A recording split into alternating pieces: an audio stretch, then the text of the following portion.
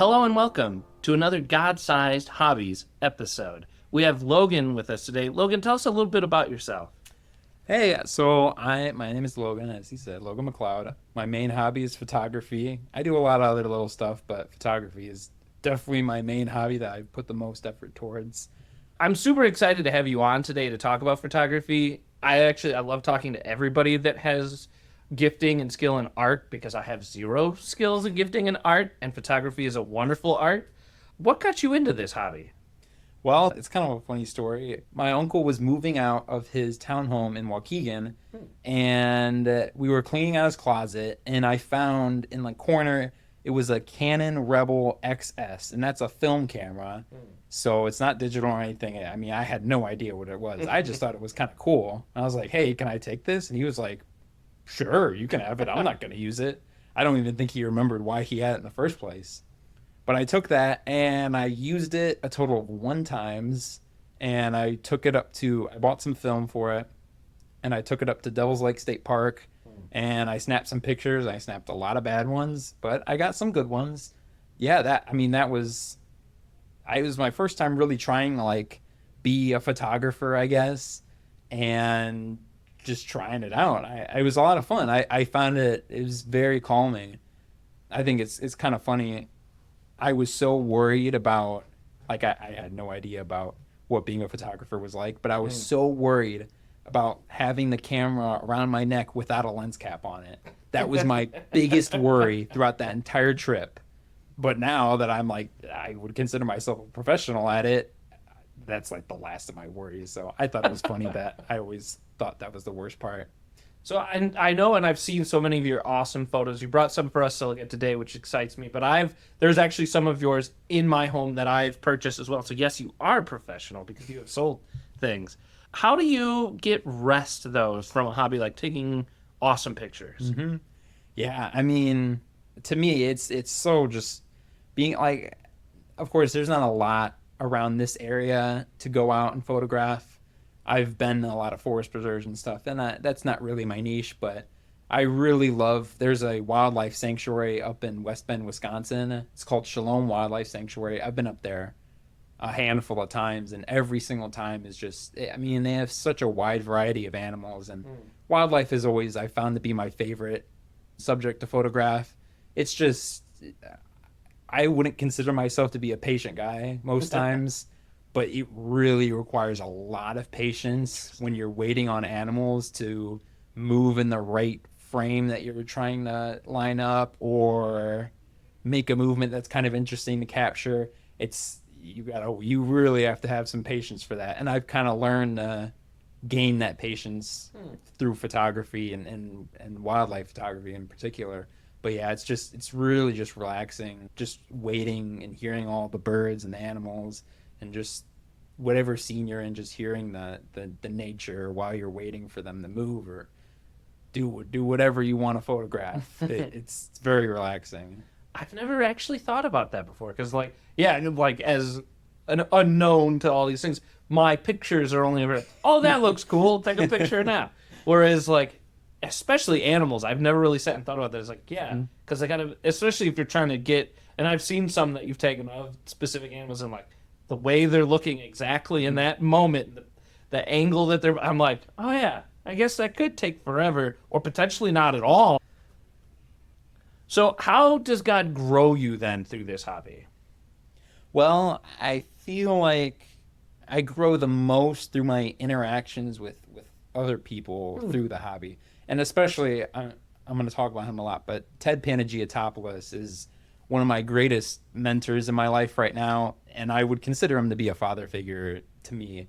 And he has helped me grown a lot in photography. And he's helped me, not only that, but he's helped me a lot to grow in my spiritual faith as well. Mm-hmm. He when I was first starting to get into photography, my dad and Ted are very good friends, and my dad mentioned him. He said, "Hey, my son's starting to get into photography. I know you're a professional photographer. Would you mind taking him, showing him the ropes and bringing him along to, like, if he goes down to Chicago a lot and other places?" And he did. He started taking me along, and I would come down to Chicago with him, and we would go to different spots and just shoot. And I wasn't really the greatest at that time, but Mm-hmm.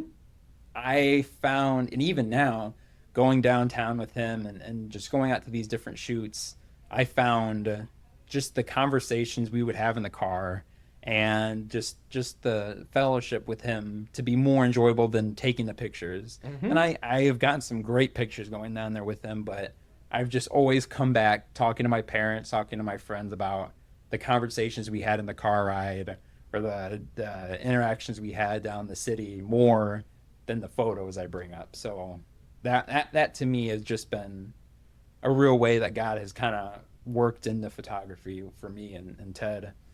And on top of that, I know I've helped a lot out with the church with either taking pictures for events Mm-hmm. like student ministries here with Spencer and through certain like the outdoor service. I know I've taken pictures occasionally for that and other things. But I've really been able to kind of use my hobby of photography for God's glory Mm-hmm. in the church and just even when we're not in the church, just being able to glorify Him through the nature or the scenery that I'm photographing, being able to look back on that and be like, wow, God made all of that. Mm-hmm.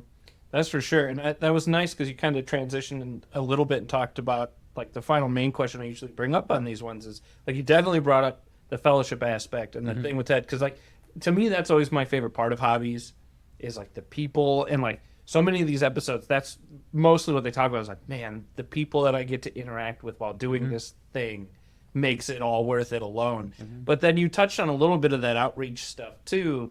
And there's one that I feel like you talked to taking pictures for the youth group, but also like we do like a big thing every year to raise money for the student ministry, and that's like you keep donating pictures that are just awesome, and people like have bidding wars over them, and it's such a beautiful way that's unique of outreach that people don't think about because we think of outreach so narrow-minded sometimes. So it's like I guess a good question to go with that though too is we'll get a little more technical after this with a final question. Like, how do you choose what pictures to use for what? Because I know, like, to pick for ones that you think people are going to bid on, or I know you've like entered some pictures into some things in the past. How do you choose then, from an artistic point of view, what to pick? I really just go off what speaks to me in the moment. Like there's certain pictures. I recently went on a trip to the UP, the Upper Peninsula of Michigan, with my family, and we went to this waterfall. It was like the craziest waterfall I've seen in Michigan. I mean, we don't really travel around the cabin we stay at much, but when we do, we try and find like the best place to go to.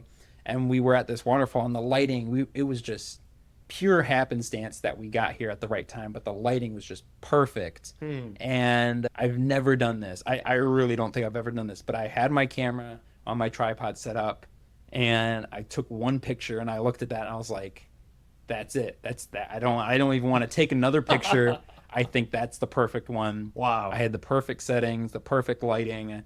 It was just I'd never done that where I took one picture and said that's it. Because I just bought a new camera and I can shoot 20 frames a second if I wanted to. Wow. I could have fired off 100 photos in less than a minute Uh-huh. and then picked the best one out. But I shot one picture and I was like, that's it. I'm gonna go with that one. So it's usually just what feels right in my gut about what's a good composition of a photo and what if I feel like I really like it, I'm confident that others will like it as well.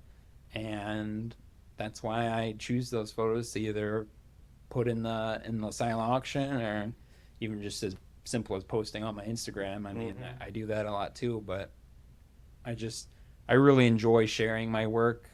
I just recently shared some work on a Facebook group I'm in, and I had an interesting conversation with a guy that just happens to live nearby, and I was sharing about that wildlife sanctuary. I shared some pictures from that, and this guy commented saying, wow, I'm really glad you shared these because I've always lived in the area and I've seen photos of this place, but I've never actually been.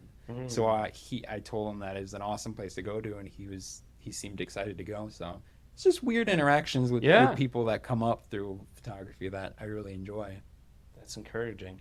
So I guess we'll end with a more technical question, and it's something that'll go straight over my head. But for any of the other camera people out there that might be listening, might be curious, what do you use? Like, what's your primary camera that you Oh use? yeah. So I've gone through a variety of cameras. I mentioned at the beginning that I shot on a Rebel XS Canon camera, which was a film. Then I upgraded from that to a Rebel T3, I believe, that Tyler Nelson graciously borrowed to me. And then I upgraded from that to a Canon 7D Mark II, which was an excellent camera. And then I upgraded from that to a mirrorless system, Canon EOS R. And then just recently, this summer, I bought the camera I've been drooling over for the past like 3 years. I bought the Canon EOS R5, and that's the camera I'm using right now. I mean, excellent camera. And lenses, as far as I mostly the 70 to 200 millimeter f2.8 is by far my favorite lens that I've ever laid eyes on, use anything. It's an excellent lens, and I have a variety of other stuff. For most of my wildlife shots, they're going to be using the Canon 100 to 500, another excellent lens, one I just bought this summer. But a lot of good equipment, but a lot of people say it's not the equipment, it's the photographer. But me and my buddy Ted, we both kind of disagree with that, because you have to have the skill, but you also have to have the right equipment to get the shots you're looking for. So very, very grateful to have this stuff. I mean, I worked hard for it, but it'll definitely pay off. That's exciting. Yeah, and it's the thing too, is like exactly like I predicted.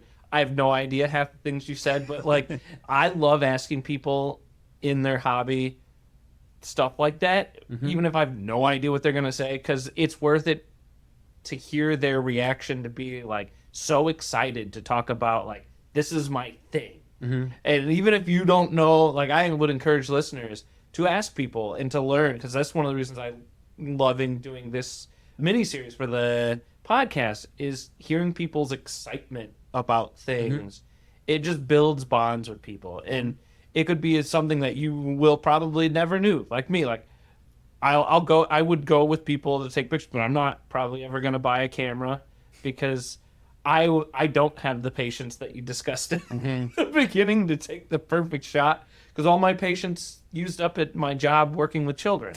So it's like I don't want to muster any more of it. It's all been used up. So I would encourage people to ask their friends and their acquaintances, hey, what are your hobbies, whether niche or common, because they feel loved, they feel cared for, and they get so excited.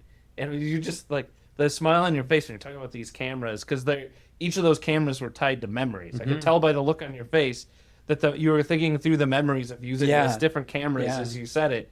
And that's exciting. Can I add one more thing on? Please. If I will.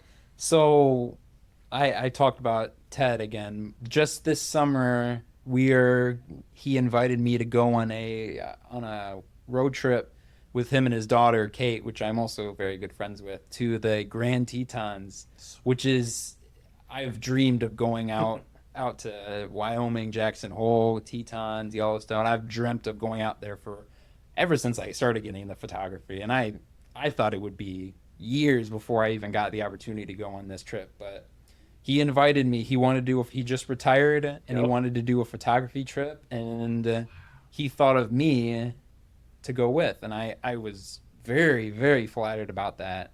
And I'm still growing in my faith. I just recently, I feel like within the last couple years, decided to commit my life to Christ, and I'm still really, really working through that. I'm in an accountability group with Tyler Nelson and a bunch of other just awesome, awesome guys, and I'm still working through that.